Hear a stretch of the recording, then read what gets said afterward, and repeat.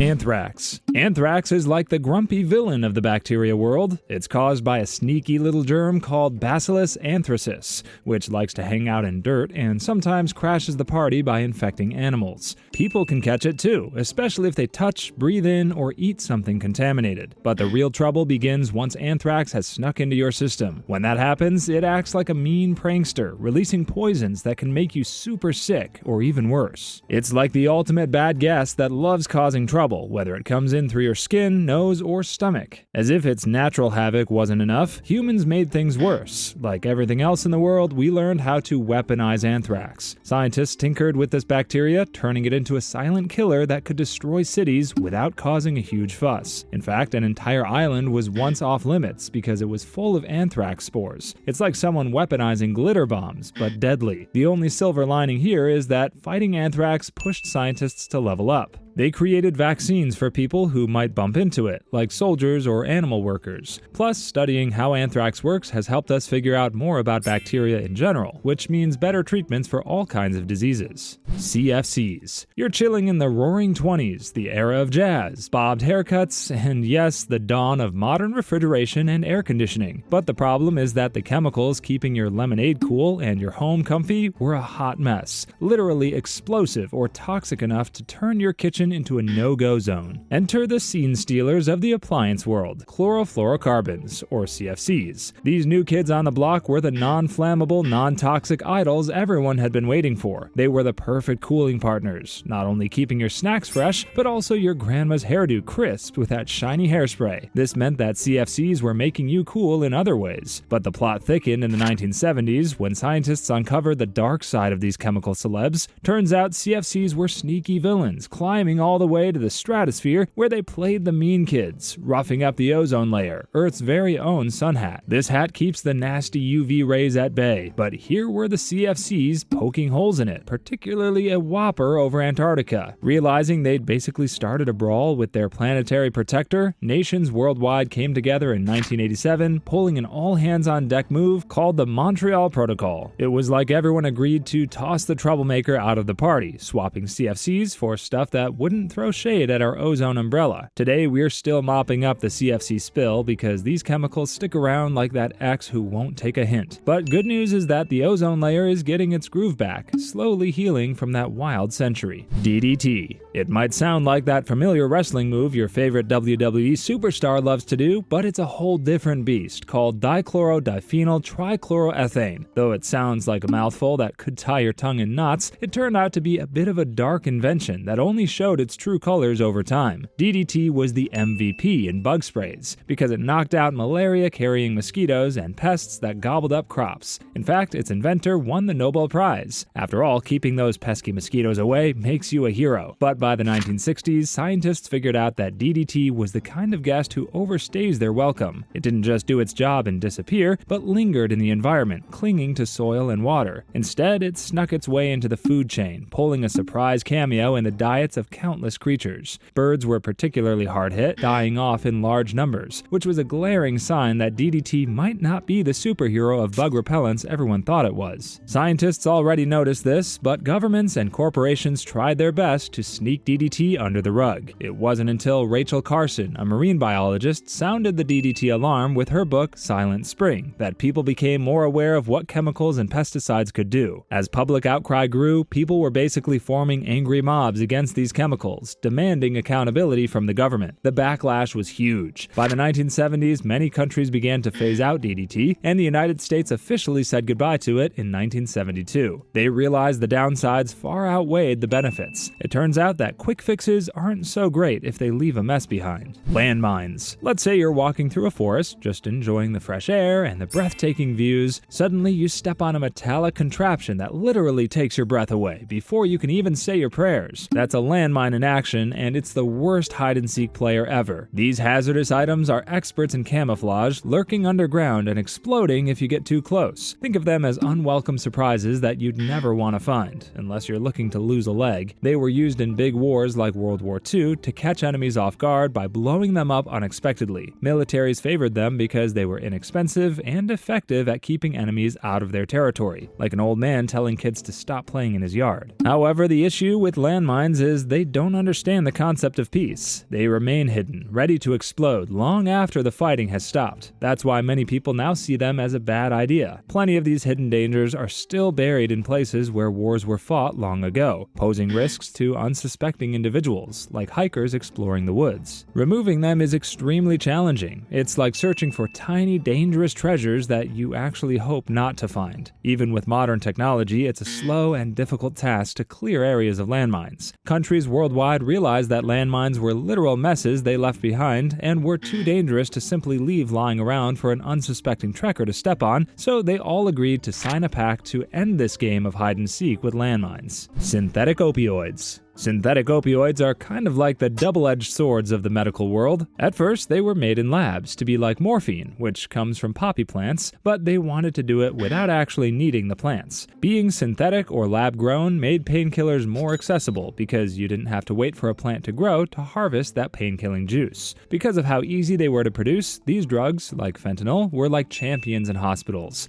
swooping in to help people who were in a lot of pain from things like big surgeries or tough cancer treatments. They're strong and work fast to shoo away pain, which is great when things are bad, but here's the twist. They're almost too strong. But synthetic opioids pack a powerful punch, much like a swing from the Hulk, because just a tiny amount can have a massive impact. While that might seem impressive, it actually creates a big problem because they're extremely addictive. It's like craving endless chocolate even when you've had your fill. Except synthetic opioids are much more dangerous and the stakes are significantly higher. As a result, these drugs started showing up on the streets as wannabe chemists learned how to make them using whatever chemicals they have in their basements. This made synthetic opioids more accessible and affordable to anyone. Even worse, they were mixed with other stuff without people knowing. That's incredibly dangerous because you never know what you're getting, like playing a game of Russian roulette with drugs. Adding to the irony, these synthetic opioids were invented to fix the problem of pain, but in the end, they end up becoming a pain in the butt for a lot of places because of all the trouble they cause. Coal power plants. Back in the 1880s, people discovered they could burn coal to make electricity. This was a big deal because we used things like water wheels or burned wood for energy, but those sources weren't always reliable or powerful enough for growing cities.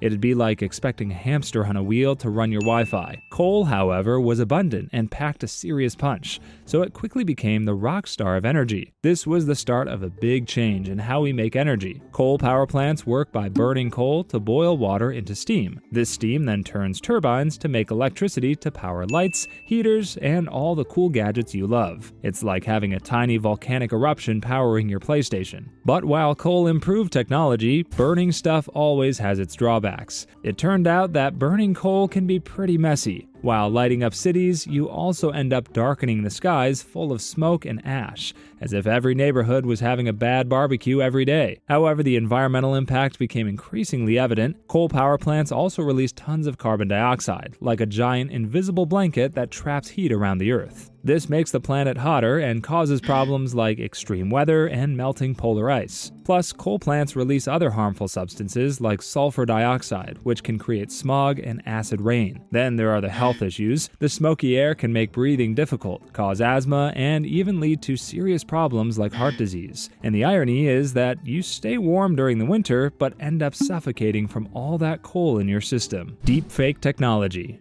You open your smartphone and you see your grandma going viral for her epic dance moves on TikTok, looking as though she could give Michael Jackson a run for his money at age 90. You'd be scratching your head, right? Well, it turns out that wasn't actually your grandma, but a video so expertly edited with deepfake technology, it's hard to distinguish from real life. Think of deepfake technology as the modern-day magic wand for videos and photos. Instead of a magician pulling a rabbit out of a hat, this technology can swap one person's face for another. It uses a clever computer program known as artificial intelligence, or AI, to make these changes look incredibly real. Initially, deepfakes seemed like a harmless novelty. People used them to craft amusing videos, like having a famous actor recite a silly script, or putting a friend's face onto a film hero's body in a movie like 300. It was all all in good fun. However, it didn't take long for a more troubling use of deepfake technology to emerge. With the ability to create ultra-realistic videos, some started crafting fake news or deceptive videos. Imagine a fabricated video where the president says, "Make mullets great again," instead of his famous slogan.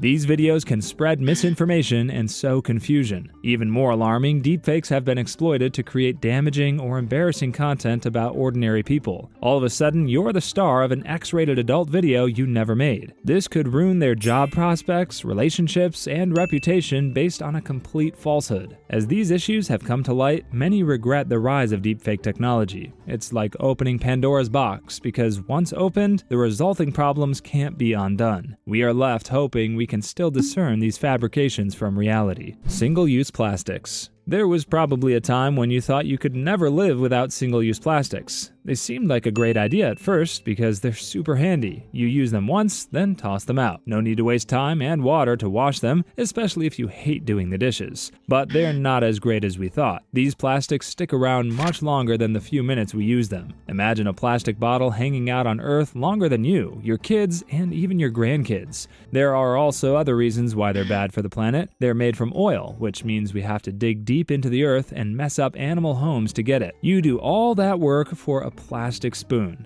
Then after we use these plastics once, we throw them to landfills or the ocean. In the ocean, they can trap sea animals or get eaten by fish, and nobody wants a plastic salad for dinner. Recycling sounds like a smart fix, but it's not working very well. A lot of plastics can't even be recycled, and some people don't bother to try. So the plastic pile grows bigger, like the world's worst craft project. Because of the mess plastics cause, some places are starting to say no to single-use plastics. It's like they're giving plastic a timeout. This shows that a lot of people are rethinking how cool these plastics really are. Instead, they're trying to use things that can be used many times, like cloth bags, metal straws, and reusable cups. That's why you've been carrying that Stanley bottle everywhere. Nuclear weapons. Imagine throwing a firecracker into an anthill and seeing the mess you make. Now imagine doing that to entire cities full of people. That's kind of like what happened with nuclear weapons, which are basically firecrackers that got injected with 1 million doses of steroids. The tale kicks off during World War II, with scientists in a mad dash to cook up something that could end the war in a flash. Literally. They came up with a bomb so intimidating it could make nations throw in the towel just by hearing its name. The first demonstrations in 2 cities in Japan were more disastrous than a family reunion in a soap opera. Buildings crumbled, and the devastation was so severe it had people rethinking their approach to big booms. From there, the nuclear bombs evolved into something that could give Godzilla a run for his money. Even the lead scientist regretted his monstrous invention because of how it flattened 2 cities into Japanese pancakes. It essentially became the overachiever in the destruction department. As soon as these mega bombs hit the scene, every country wanted their own shiny catastrophic toy. It sparked a global arms race that felt more like a high-stakes staring contest where blinking could mean obliteration. Today, these weapons are like that super powerful vacuum cleaner you keep in the closet and hope never to use because it might just suck up the whole neighborhood. Countries hold on to their nukes as a last resort, all the while hoping they never actually have to press that big red oops button. Agent Orange.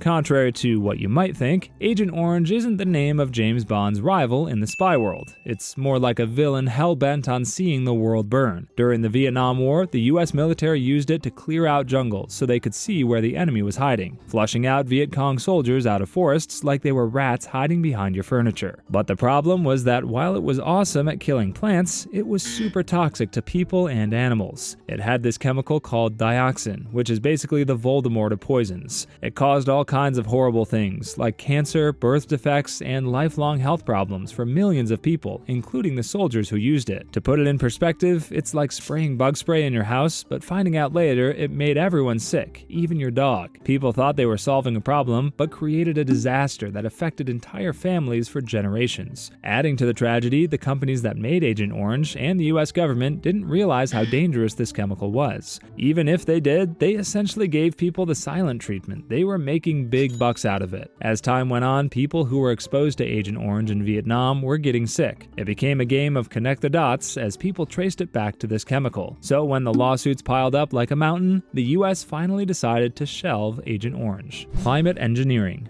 Let's say you feel warm on a sunny summer day, but it's a different kind of warm because it's 10 degrees hotter than last year. You can thank global warming for that, but imagine having a way to cool things down like a thermostat for the planet. That's what climate engineering does. It's like putting a huge air conditioner to cool down a room, but for the entire planet. It sounds like a good plan to solve climate change, but there are many reasons why it's a regrettable invention, and the bad sides depend on the method of cooling you're using. One plan was to block sunlight by using big mirrors or spraying stuff into the air to make clouds reflect sunlight. It was like putting sunglasses on the earth, but this caused changes in the weather patterns. Some places got too dry, while others got flooded. It turns out that turning the sun down accidentally turns up the chaos. Another idea was to build machines to vacuum up carbon dioxide, like eliminating that funky smell in your room after eating tons of burritos. But these machines needed a lot of space, water, and energy. They would have canceled out the CO2 they were sucking up. The international backlash was just as bad because if one country changed its weather, it could cause a ripple effect that could damage another country. Imagine installing an air conditioner on the wall between two rooms. Your room might get cold, but the exhaust would warm the other room. But the worst part was that climate engineering distracted people from fixing the real problem, which is burning too much gas, coal, and oil. It was like putting a bandage on a broken leg instead of going to the doctor. AI-controlled military systems.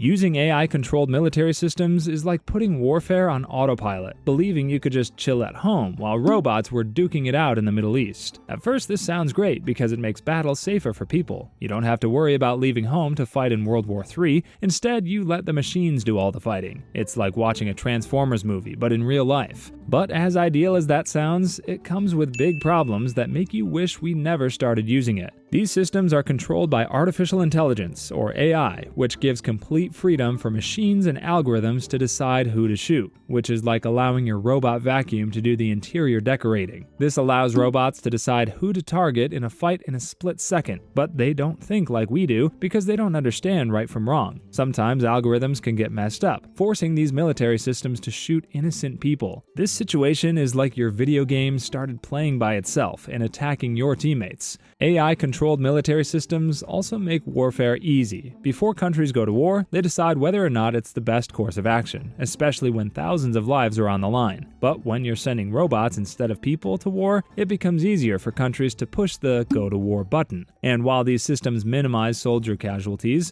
they can still cause collateral damage, especially if there are civilians nearby. Then there's the possibility of countries engaging in an AI arms race where they all work hard to get the biggest and best tech toys science can make. It would be the Cold War all over again, when countries were fighting over who had the bigger nuclear muscles.